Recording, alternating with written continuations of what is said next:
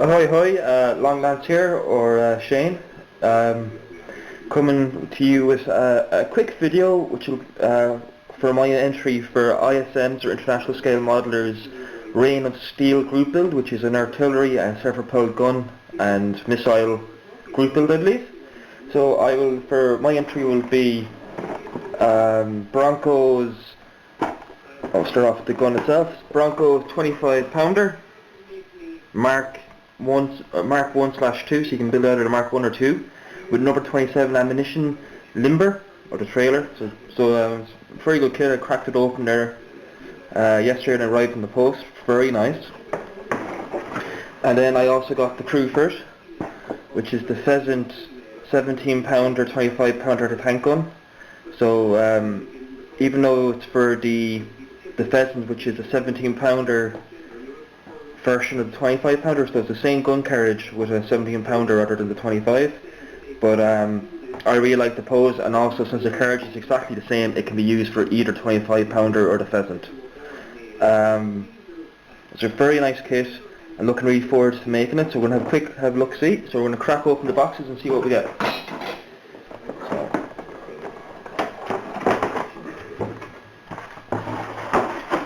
Everything's wrapped in plastic, which is nice. So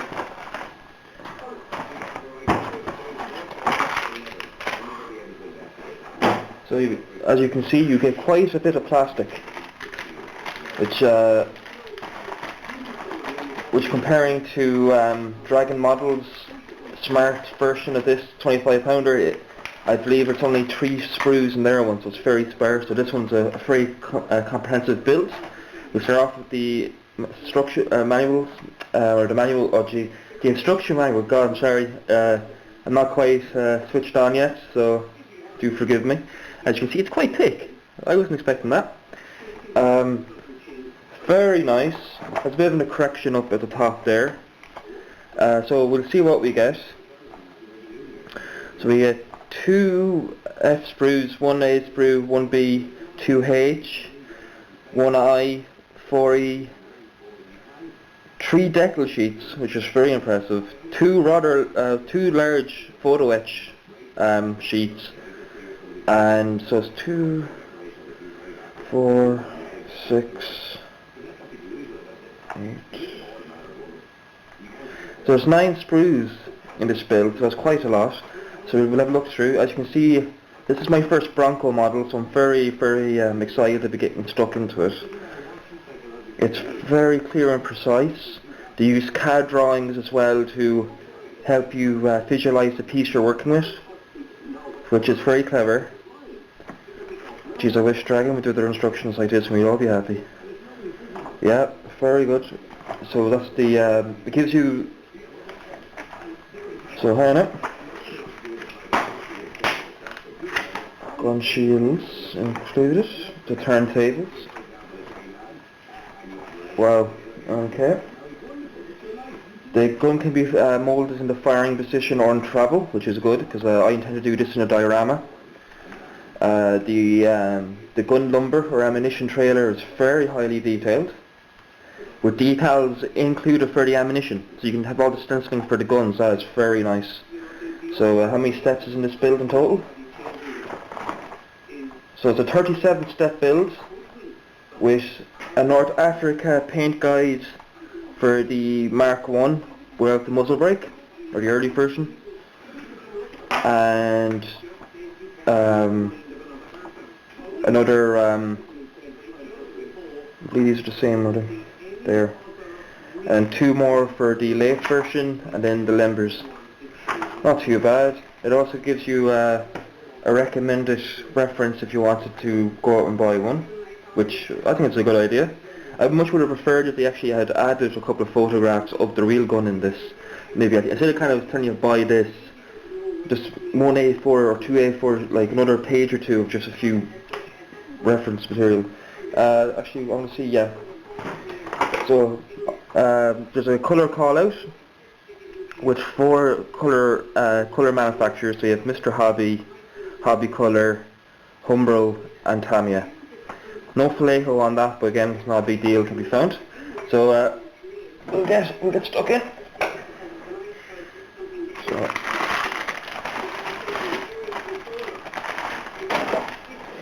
start off with the photo etching decals, just because it's closest. Luckily, they're included in a Ziploc bag, which is a great thing, especially for me, because my shed is a bit damp. I don't want my decals reacting. So we'll have a look. Alright. So here's the photo etch. A lot in that. So that's going to be a bit of a challenge for me, for myself, because I'm not too confident with photo etch. So it's going to be a good exercise. You get 2 frets of photo etch, and there's a lot going on in that. So like, considering this model was, I think it was like 25 or 26 euro, so you're really getting your money's worth. The stenciling for the ammunition boxes in the trailer are very nicely done. Very, very fine. A bit thick though, as in the transfer film is going to be a bit thick. So setting solution is going to be a must. And I say going to have to hit it with a few layers of glass to make sure there's no silvering. So that's the first. Here's the other one then. There's some unit markings and numbering, and here are all the stencilings for the warheads. Wow, that's pretty cool. Again, when I run my finger over the decals, it feels like braille, so it's quite thick. So I'm a bit worried how they're going to react. The possibility for silvering could actually be quite serious, but let me see what happens. So I'll put these back in their bag before we continue, because I don't want to get them destroyed. Oh shit, focus. Get also a little bit of string. Yeah, details are very nice, very crisp. Wow, yes, yeah, very, very sharp. Some very delicate details though, so some care removed from their sprues is going to be needed. I haven't seen a single bit of flash. I haven't seen any injector pin marks on any visible surface. I said all in the interfaces, which that's grand, actually. Oh wow, yeah. I was just looking at the interfaces of the trailer. There's no pin marks in the interfaces, because so that might be modelled mine with the crew firing.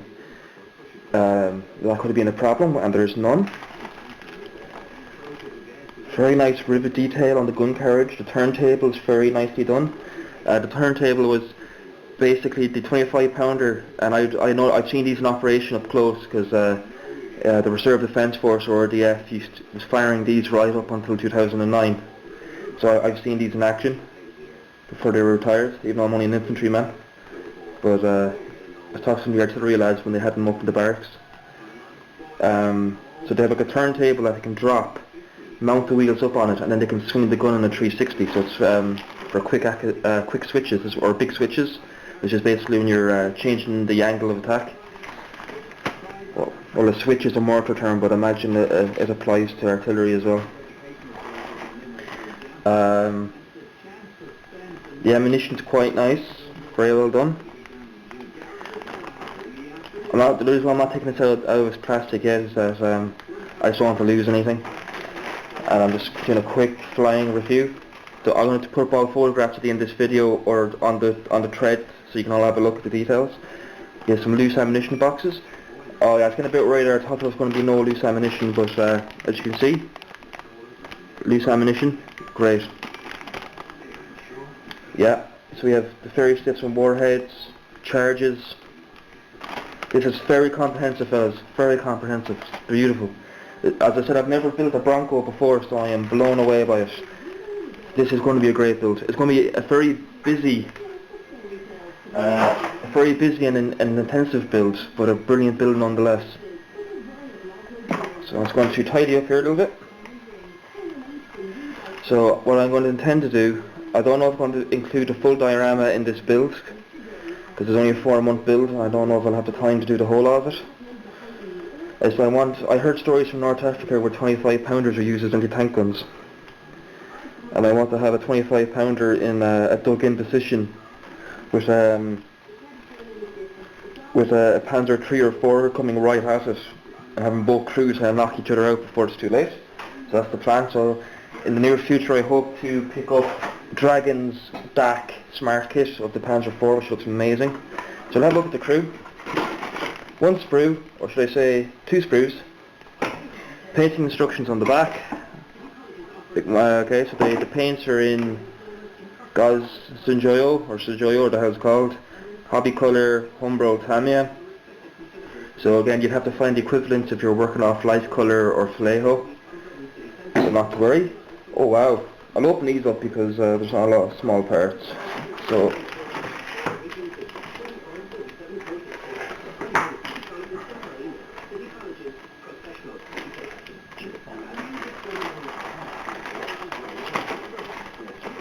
Jesus. There's so little space in this bag. I'm trying to get her to get purchased with the blade. There you go.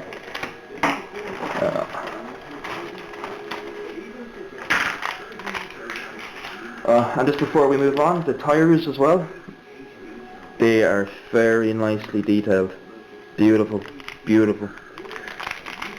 So what I'm going to do is after this I'm going to take some good detailed photographs so you can have a look. This is just kind of my first impressions or a flying review.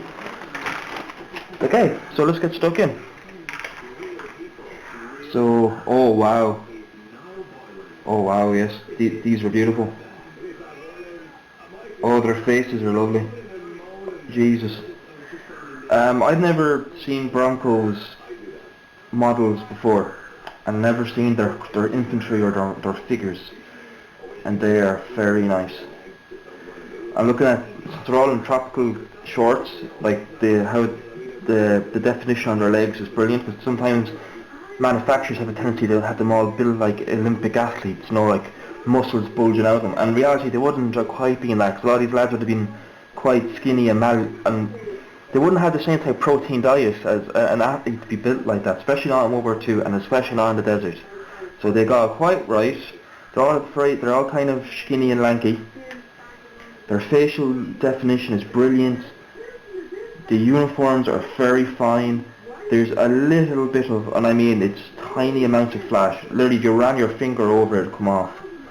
So very nice. Let's move on. So you get this nice bigger sprue of the other 4 crew members. This kit comes with 5 guys. The officer's face is brilliant. He's there roaring at them, binos in hand, pointing. So they're scoped to be in direct action. It doesn't seem like they're nailing a distant target. It seems like an enemy is coming directly at them when they're going open sights or direct fire. So that's why the idea for that diorama came into mind. Oh wow, even the Royal Artillery symbol on the officer's PCAT is brilliant. I can actually see it, the crown on the artillery and the barrel, the cannon barrel. Wow, that's really cool. Let's see what the other facial expression is like. Very nice lads, very nice. There is a lot of, as you can see, a lot of plugs on them, so some cleaning up will be required. But when you see the quality of these, you're not going to care. No. Yeah, some very good stuff. Though I'm kind of tempted not to use chap number D because he looks a bit too relaxed. Like I don't think he'd be hands on the hips if a 30-ton tank is 25 or 30 meters from you. So I might not use him, but what I'd probably do is I'd use him with a different head perhaps for future North Africa dioramas. Because depending how much I enjoy this, which I'm going to tell you now I will, I'm going to be doing a few more dioramas and projects, especially with the Raymok Brigade, which are the Vulture Maker attached to the Aqua Corps. So that they have some very interesting stories, but that's for later. I'm not going to go off topic. Yes, I'd almost class these as better than DMLs or Dragons models, crew members. They're sharper, because the thing about Dragon is that they're good, and then sometimes they're shite. I've heard a lot of bad things about their figures. Their tanks are always top notch for the most part. Well, their new stuff is. Before I put these away, the only thing I found that's a little bit weird is the shape of their helmets. They're a bit more elliptical than they should be. Now, I don't know if there's anyone who's who's more of an authority in British armour or British infantry equipment. Can you see the helmet there? That seems more like a pancake than, or like almost like a egg yolk rather than the round helmet. So I might bin them and use stuff from my spare bins. I have some old helmets left over from Dragon's British infantry in Mount Casino. So I might use them instead because they seem to be a little bit more rounded and not kind of this weird kind of shape. But I will see. It might look great once they're on them. So yeah, very, very good. So I'd actually class these as good, if not a bit better than DML's kits. As in, DML have a tendency to either overcomplicate their figures to an extent, or it's just too much. So yeah, very, very nice. The gun itself looks amazing. It's going to be a great build. It'll be a very intensive build. And I'll be starting these properly in the next couple of days. I just want to get the Panzer I, that any of you over on the armour thread will know. I want to get that kind of near painting, so I just want to get it sub-assembled up, and then once that's done, I can work on this and I can paint everything together. You know, do a weekend or a week of solid painting to get everything done, and then start weathering individually. Then I had a bit of a mishap. The grill that's meant to fit over the exhaust muffler popped off when I was trying to conform it. I got it conformed and it fell, and it literally fell straight, so it should have fell at my feet. And for the life of me, I can't bloody find it. So if it comes down to it, I'm just going to leave it off and say it got knocked off or damaged. I'd imagine something as fragile as that would get lost. These things do happen. I do have another Panzer I could raid its etch, but I don't want to do that because that's just going to spew for myself when I come to build that one then. But as you can see, it's coming on quite nicely except for that. So that's a bit of unfortunate. I might do what Cohen does. He's shown he's updating Man Cave, which is bloody class. Really cool, mate. And we took a few days. We all thought you'd be gone for a week. So I had like the mental image of you, like power tools that were ridiculously overpowered, just drilling into every bloody conceivable wall. But no, very nice, mate. Very high quality finish you got to it, buddy. But he on his work table he had a sheet that he has screwed into his workbench that he can put around his lap to stop pieces from falling. So I think I might do that. So I'm after setting up. Now, I haven't done it yet, but I have two big G clamps. You can see one here. And what I think is I'll attach a piece of cloth to it and put it on my lap. So I might end up doing that. So that's kind of fucked me. Oh, sorry, do forgive my language. That has kind of screwed me up a little bit. So I'll have a look for that piece again, and if not, we'll just say it fell off. Panzers do get driven into the ground after all, and things happen. So thank you so much for looking really forward. There's some really nice builds so far. I just did a quick look-see to see what guys were building, and they're really cool, so I'm looking forward to it. Should be a really fun group build, lads, so enjoy it, and let's get building, shall we? Cool. Talk to you all soon, look after yourself, and watch out for those buses. Bye bye.